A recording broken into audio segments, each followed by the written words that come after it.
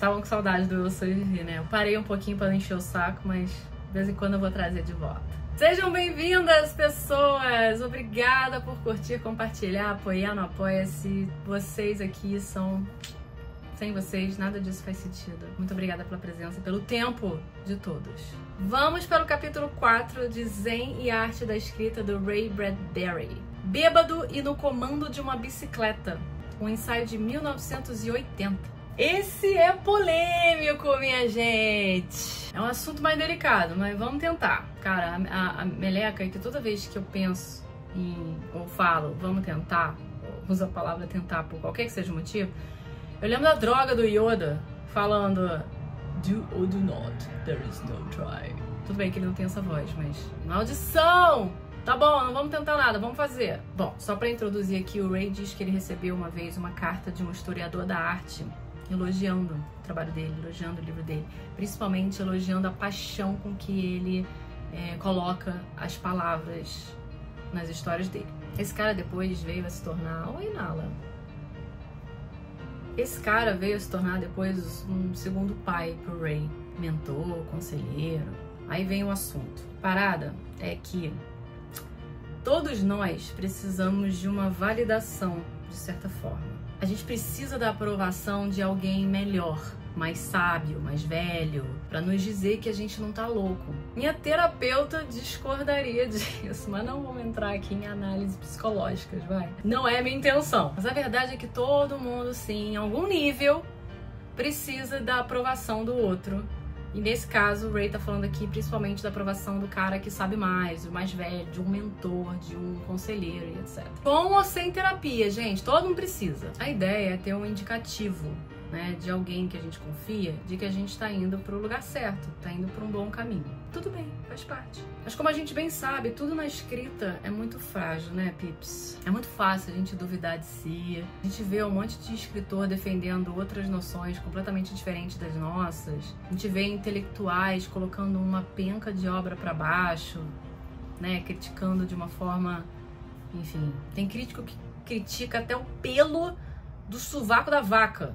Aí fica difícil mesmo acreditar que a gente é capaz de fazer qualquer coisa relevante no mercado literário. E aí, por conta disso, escrever, de fato, começa a se tornar difícil, árduo, desagradável. Mas é aquela parada, se você tem algo que você quer muito dizer e escrever, nessa hora, meu amigo, a gente não pode se preocupar com ninguém mais. Com a opinião de ninguém. Quando alguém chega pra você e critica a sua paixão, qualquer que ela seja, você abandona essa paixão? Não, você tende a abandonar o amigo que deu essa opinião boboca, né? O amigo não tá apoiando, vá pra Nápoles. A não ser que a ideia seja muito ruim e teu amigo tá te apoiando, tá tentando abrir seus olhos. É uma linha muito tênue. Por isso que eu falei que é um assunto muito polêmico, gente. Paciência. Ó, a gente precisa ver como é que é a maturidade de quem critica. Precisa ver qual é a maturidade de quem recebe a crítica, qual é a maturidade da ideia, o nível e o foco de dedicação que esse autor colocou na ideia, a frustração se não é grande. O seu calendário, enfim, gente, às vezes o seu amigo ele não tem como saber de nada disso, desse seu nível, né, de dedicação para uma ideia, quando você sugere, quando você fala alguma coisa. Então, quando algo significa muito para você, antes de qualquer coisa, é bom que você deixe isso claro para as pessoas. Para quando ele for criticar essa ideia, ele ter isso em mente. Tomar um certo cuidado. Vocês lembram de quando a gente falou da associação de palavras nos capítulos anteriores? Vocês fizeram o dever de casa? Criaram as listas? Como foi? Quero ver, mostra aí. Fala aí nos comentários se a experiência gerou boas ideias, boas memórias. Comenta aí que eu quero ver. Nesse capítulo, o Ray vai falar também um pouco dos contos que foram inspirados por essas associações de palavras. E de como as ideias foram ganhando forma. Aí ele comenta um negócio que eu quero falar aqui, que é os contos de terror e de monstros que ele fez, normalmente ele escreveu depois da meia-noite. Eu fico imaginando se isso tem tanta influência assim na escrita. Eu tentei resgatar aqui por experiência própria e realmente, pelo menos comigo, aconteceu isso também. Eu sinto que a musa precisa de uma forma para dar uma inspiração inteligente pro que tá sendo criado, sabe? Às vezes que eu tentei escrever terror pela manhã, que é o meu horário mais produtivo, que é quando minha mente está mais ativa, não é que não tenha funcionado, até porque eu sou cética, então essa coisa da luz ou falta da luz para escrever terror pra mim realmente não faz diferença. Sim, eu não tenho medo de coisas sobrenaturais, sabe? Então, eu escrevi e tal, mas eu senti que não é a mesma coisa. Papel de Sangue, que é um conto de suspense psicológico, eu escrevi, se não me engano, em 2015. E O Jogo da Moeda, que é um terror sobrenatural, ambos eu escrevi depois da meia-noite. E realmente a atmosfera desses contos é outra, completamente. Independentemente do que você acredita ou não, se você é cético, se você... Enfim, a luz do dia ou a ausência dela vão ditar, de certa forma, a maneira como você lida com os textos e, mais ainda, vão influenciar na escolha das suas palavras. Olha, eu não li nenhum artigo sobre isso ainda, tá anotado aqui por conta dessa conclusão que eu tirei lendo esse capítulo, pra dar uma pesquisada, pra ver se tem falando sobre isso. Acabou que não deu tempo de fazer isso pra essa gravação, mas eu vou fazer depois, qualquer coisa, aí eu trago depois pra vocês, tá? Mas mesmo sem esse método científico, apenas por esse parte científica, por esse método de observação pessoal e resgatando experiências de escrita, faz todo sentido a gente ser motivado, desmotivado, manipulado pela atmosfera do ambiente enquanto a gente está escrevendo. Ray achava curioso que, da mesma forma que ele criava essas listas, sua vida artística meio que acompanhou esse fluxo. Aqui ele vai dar um exemplo, já vou falar sobre, mas eu confesso que eu achei meio superficial demais, até porque é como eu penso, tá, gente? Eu não sei se é porque eu me identifico muito ou se realmente 99% das pessoas passam por isso, os artistas do mundo, pelo menos. Mas aí vocês vão me ajudar a dizer se é uma impressão minha ou não. O que ele diz é assim, no caso, quando ele compara que a vida artística dele segue o mesmo fluxo das listas, né?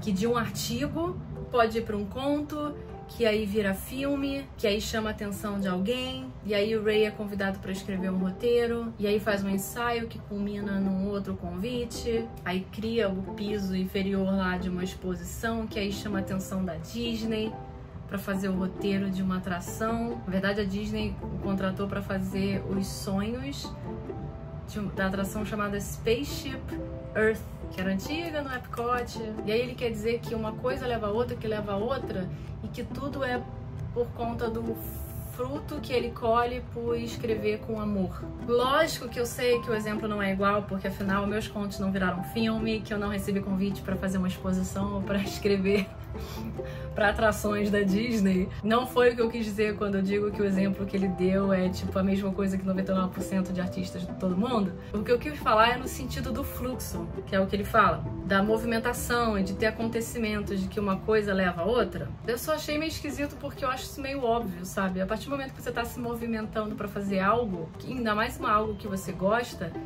é aquela coisa, você tá abrindo portas, você tá abrindo janelas. Uma janela, uma porta aberta, o vento entra. Você se coloca aberto para receber algo, a coisa acaba vindo. E às vezes é uma questão de tempo. Tipo, você, o famoso para ganhar na loteria você precisa jogar. Não é que você vá ganhar. Para jogar o jogo, você precisa aceitar. Pelo menos colocar a fichinha no fliperama, pra começar, né? Ganhar o jogo ou perder é outra coisa. E é isso que eu entendo pelo fluxo de coisas que acontecem com a gente. E que no fundo é o que ele quer dizer, assim. Quando você tem amor por alguma coisa, você faz aquilo com amor, as coisas vão acabar acontecendo. A movimentação segue, o fluxo segue.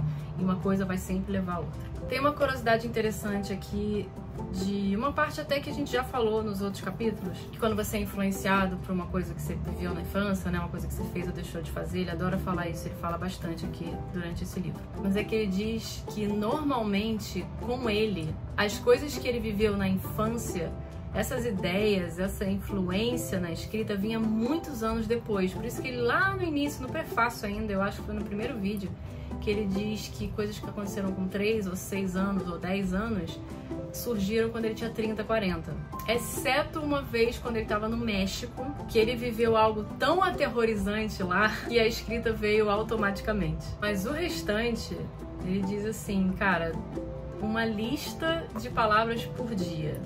100 palavras por dia, 1 conto por semana, 10 anos fazendo isso, que acabou dando no conto O Lago, que ele já falou antes também, que foi aquele que ele considerou o certo, que ele tinha acertado alguma coisa ali no tom, na escrita, em tudo. O Ray era febril, cara. O maluco recebia $24 por história que publicava nas revistas. Ele precisava vender 2 histórias por mês, se eu não me engano, para pagar o transporte e os sanduíches, que ele dizia que era como ele se alimentava. Meu Deus, socorro. Ele vendeu 40 contos em 1944, um rendimento de $800. Outros tempos, galera. O dólar em 1944 era outra parada, né? Vocês sabem. O ponto dele é, quando ele fala de todo esse resgate de memória, de influência na infância e tudo mais, é que quando uma pessoa está hoje numa posição de ensinar, que essa pessoa que está ensinando já passou por muita coisa lá atrás, em algum lugar, e ela resolveu seguir em frente, continuar fazendo, até hoje, que é o momento que ela resolveu ensinar. Engraçado que o Ray não era muito de organizar nada, né? Ele fala sobre isso, que ele não era muito de planejar, ele era muito espontâneo, muito do presente mesmo, aquela coisa de escarrar a escrita.